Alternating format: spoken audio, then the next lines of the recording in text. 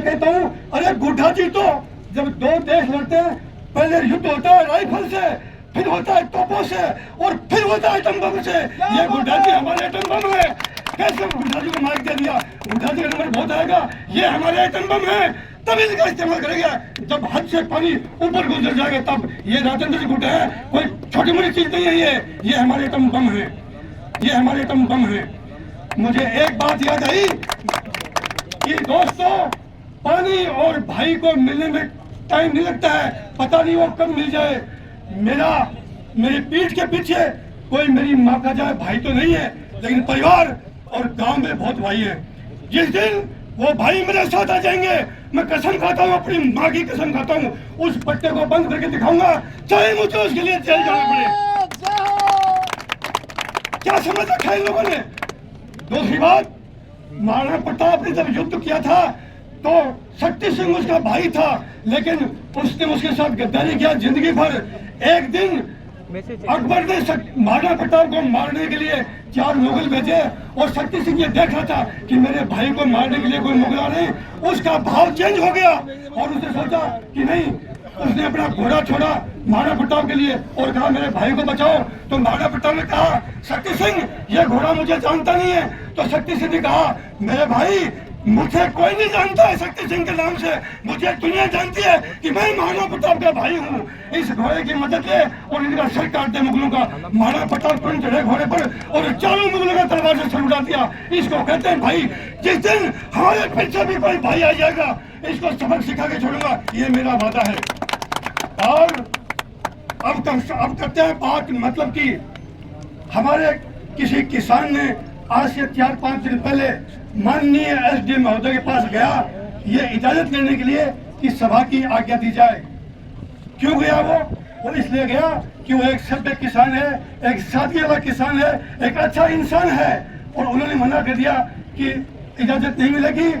निषेधाज्ञा के तहत अगर किसी ने कोशिश की बदमाशी करने की तो उसको अरेस्ट किया जाएगा। यहाँ कोई भी किसान बदमाशी करने के लिए नहीं आया है, हर किसान अपना हक अधिकार मांगने के लिए है।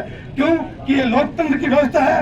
हर एक व्यक्ति से लेकर के हजारों व्यक्तियों को, चाहे संगठन हो, अपने हक अधिकार की लड़ाई लड़ने का सबको हक है और यहाँ आ सकते हैं। उन्होंने ये कैसे कह दिया? मुझे बड़ा ताजुब हो रहा है कि इजाजत नहीं है। लोकतंत्र में मना करने का साहब आपको हक नहीं है। क्यों कि हमारा संविधान ये हक देता है कि कोई भी संगठन अपनी परेशानी के लिए सरकार से लड़ सकता है, प्राइवेट कंपनी से लड़ सकता है, धरना दे सकता है, आमरण अनशन कर सकता है, भूख हड़ताल कर सकता है, कैंडल मार्च कर सकता है। तमाम अगर ये सब नहीं होंगे तो इनके आगे सरकारें झुक जाती है। मैं ये जानना चाहता हूँ सरकार से कि कलेक्टर का घेरा होता है, संसद का घेरा होता है और विधानसभाओं का भी घेरा होता है। बताओ होता है कि नहीं होता है? तो हमें यहाँ आने के लिए किसने कैसे रोक दिया? ये कैसे उन्होंने ये कह दिया? इस बात की हमें पीड़ा है। क्या हम भारत के नागरिक नहीं है? क्या हम मतदाता नहीं है? जो राजनेता हैं, जो अधिकारी हैं, वो सब किसके लिए है? वो सब इसी आम जनता के लिए है। कोई भी अगर कोई बोरवेल में बच्चा गिर जाता है, उसके बचाने के लिए एनडीआरएफ की टीम आती है, तमाम अधिकारी आ जाते हैं, तमाम विभाग आ जाते हैं। क्यों आ जाते हैं? क्योंकि उनका एक काम है उसको बचाना। और जब उसको बचाते हैं तो क्या कोई किसी से पैसा लेता है आज तक?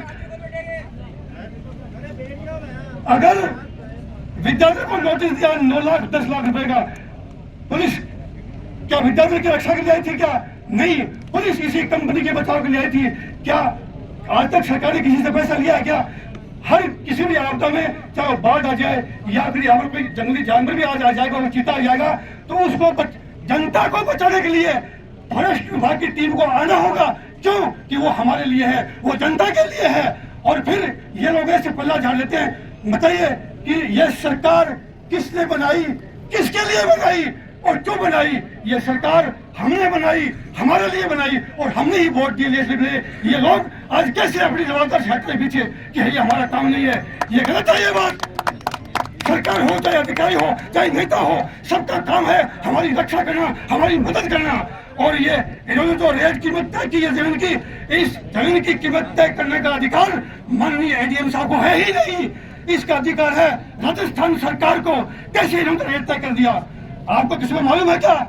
यहाँ की रेट एक कंपनी आई है जो एशिया लेवल की कंपनी है, इसने हमारी जमीन का डीएस रेट क्या तय किया मालूम है किसी को?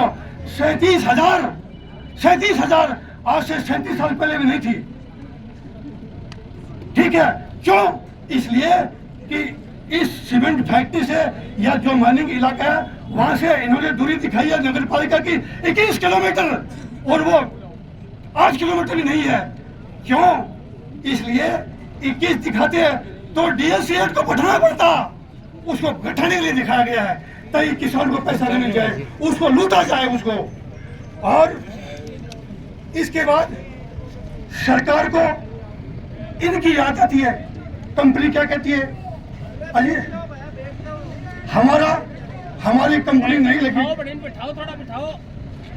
कंपनी कहती है हमारी कंपनी श्री सीमेंट कंपनी एक सीमेंट उत्पाद निर्माण कंपनी है, अगर किसान की जमीन नहीं मिली तो उसको नुकसान होगा। हम जानना चाहते हैं सरकार से 2021 से लेकर के आज तक 4 साल में किसानों की जमीन को खुट कर दिया, उनका नुकसान कर दिया, उनकी हरी भरी फसल को तोड़ दिया, उनके मकानों को तोड़ दिया, उनके पानी लाइट और पानी की व्यवस्था खत्म कर दिया। वो किसान परिवार 4 साल से कैसे जी रहे हैं, कैसे रह रहे हैं? क्या किसी ने पूछा आज तक? सरकार ने या प्रशासन ने क्यों नहीं पूछा? क्या उनकी ड्यूटी नहीं है? ये भी उनकी ड्यूटी है। हमारी पुलिस डिपार्टमेंट से कोई नाराजगी नहीं है। क्यों? कि पुलिस हमारे लिए भी है, हमारी है, हमारे भाई पुलिस में है, उनका काम हमारी रक्षा करना, हमारी मदद करना भी है। कोई पुलिसकर्मी हमका लाठी नहीं चलाएगा, ये हमारा अधिकार है। हक अधिकार के लड़ाई लड़ना, उससे लड़ रहे हैं और बोलने का अधिकार है सोशल मीडिया के ऊपर।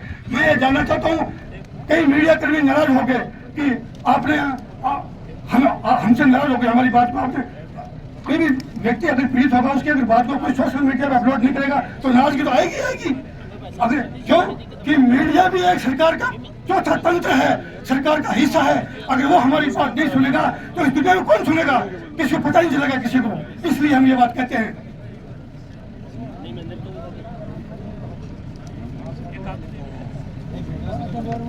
उस 2021 के नोटिस में ये लिखी गई थी बात, थोड़ा सुनो आप लोग, बात को तुरंत मैं बैठ जाता हूँ। 2021 के नोटिस में ये बात लिखी गई थी कि किसान की जमीन उबड़ खाबड़ है, कृषि है, नाकाबिल है, पथरीली है। मैंने कहा तहसीलदार साहब से, उस वक्त तहसीलदार जो थे उनका नाम था राम साहेब मीणा। उनसे कहा कि तहसीलदार जी आप तो कह रहे तो कि उबड़ खाबड़ है, इस जमीन के 150 फीट नीचे पत्थर है और जमीन पर खेती हो रही है, कनेक्शन है, बिजली है, उबड़ खाबड़ नहीं है, 2-3 दिन फसल होती है और फिर भी सरकार सो रही है। सरकार को किसान बिल जमा कर रहा है, बिल जाता है, जमाबंदी है और उसकी गिरदावरी रिपोर्ट है, फिर भी वो दिखा रहे कि ना ये पारानी है, नाकाबिल है। कैसा अंधेरा है देखो आप। उनकी सब सुन रहे हैं, हमारी कोई नहीं सुन रहा है, जबकि जमीन हमारी उपजाऊ है, पानी वाली है और उसको दिखाया कागज में पारानी। क्योंकि अगर उसको पारानी नहीं दिखाते तो रेट ज्यादा दिखानी पड़ती, इसलिए कम रेट दिखाई, इसलिए जमीन आपकी पारानी है, जबकि कहीं भी पारानी जमीन नहीं है। जानबूझ के दिखाया ताकि उसकी कीमत ज्यादा ना देनी पड़े। यह है सच बात। अगली बात, इन्होंने लिखा था श्री सीमेंट के कब्जे में जो जमीन है माइनिंग में वो है 624 हेक्टर, यानी कि 5600 बीघा, यहाँ की 5600 बीघा और 141 हेक्टर अपने पीछे इस डंडे के पीछे जिसको बोलते हैं इको एरिया, 141 हेक्टर यानी लगभग 1280 बीघा जमीन यहाँ है। इस यहाँ पर भी बहुत से किसानों की जमीन है जो अभी तक बेची नहीं है, पैसा नहीं लिया। मेरे पीछे पुलिस खड़ी है, ये जो जमीन है 2.5 बीघा ये मेरे बाप दादों की है और हमें वहां से हटाने के लिए रोका जा रहा है। ये जमीन मेरी है पीछे, वहां हमको रोका जा रहा है के लिए। ये सभा यहाँ नहीं वहां होनी चाहिए थी, लेकिन पुलिस खड़ी है चैन बना करके। ये जमीन वहाँ सभा होनी वहां चाहिए, वहाँ यहाँ रोक दिया हमको। उस जमीन में अभी भी कोई से के नहीं है, वो हमारे है और हमें वहां जाने के लिए रोका जा रहा है। ये कहाँ करने आए हैं? गलत है ये बात, लेकिन देखो रोक रहे हैं। पुनर्वास किसान मानता है कि मेरी जमीन जा रही है, अपना मकान टूटा है तो उसको पुनर्वास नहीं चाहिए। तो सीमेंट क्या बोलती है कि ये कानून में लिखा है कि अगर कंपनी 1000 हेक्टेयर भूमि आबाद करती तो किसान को पुनर्वास लागू है। चलो मान लेते हैं लागू है, लेकिन जो किसान अपना घर छोड़ के जाएगा, अपने पशु साथ लेके जाएगा, उसका सारा है, उसके कम से कम 3500 4000 स्क्वायर फीट में बसा हुआ है, तो उसको पुनर्वास करने के लिए, उसको वहाँ जाने के लिए कम से कम पैसा चाहिए, पैसा चाहिए, उतना पैसा चाहिए ताकि वो कहीं भी गाँव ढाणी आसपास जाए तो अच्छी प्रकार से अपना पुनर्वास कर सके। कोई भी किसान ने आज तक ये नहीं कहा कि मैं जयपुर जाऊंगा, दिल्ली जाऊंगा। वो किसान गांव का है, वो किसी गांव में जाएगा तो उस गांव में जाने के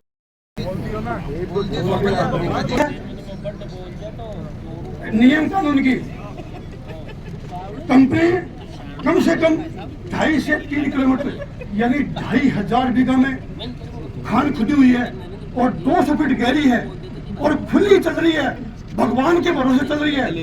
एकदम ट्यूबवेल में कोई बच्चा गिर जाता है तो पूरा प्रशासन अलर्ट हो जाता है, बचाओ बचाओ की लगी जाती है और बच्चों को बचाया जाता है। वो खुली चल रही, कौन सी नियम लिखा हुआ खुली चलनी चाहिए, उसका कोई भी किसी तरह से प्रोटेक्शन नहीं है, चाहे कोई जानवर गिर जाए, चाहे कोई आदमी गिर जाए, कोई परवाह नहीं है और उस पीड़ा को कोई सुनने वाला भी नहीं है।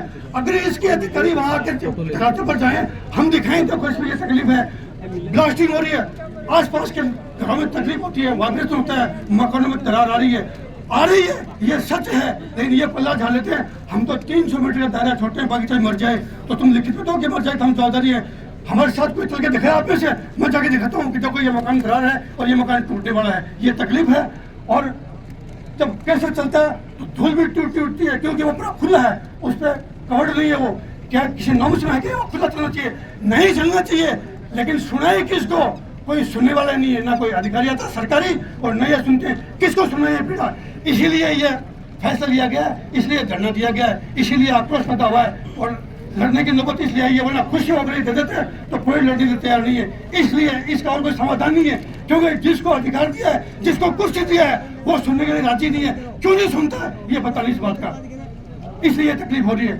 और अंत में बातें तो बहुत कुछ, लेकिन समय नहीं लेंगे क्योंकि और बहुत लोगों के दिल में है बात बोलने की, अपनी तकलीफ को बताने की। ये इनकी जो मशीनें चलती हैं, हैवी डंपर चलते हैं, वो पानी वही छिड़कते हैं जहाँ पर वो मिट्टी खोद के और डंप करते हैं, जो उनका ट्रैक है उसी पर। बाकी और भी 3-4 ट्रैक है, वहाँ पर पानी नहीं छिड़कते। क्यों? कि वहाँ पर आम जनता जाती है, अगर छिड़केंगे तो उनको तकलीफ नहीं होगी। वहाँ भी पानी छिड़कना चाहिए क्योंकि वहाँ पर हम जैसे लोग रहते हैं और बहुत लोग रहते हैं, तो वहाँ वो धरती भी पानी लीज की है, वहाँ पर इनके डंपर जाते हैं, इनकी गाड़ियाँ जाती है, ये उसको इस्तेमाल करते हैं, फिर भी जानबूझ के पानी नहीं छिड़कते। क्यों? कि छिड़केंगे तो जनता दुखी कैसे होगी, इसलिए जनता को परेशान करने के लिए उस जगह पर ड्राई रहते हैं और जिसको खुद इस्तेमाल करते हैं वहाँ पर दिन में 3 बार पानी छिड़कते हैं। और वो जगह ऐसी इतनी मजबूत है कि सड़क भी उनसे कच्ची है। जय हिंद, जय भारत, धन्यवाद दोस्तों।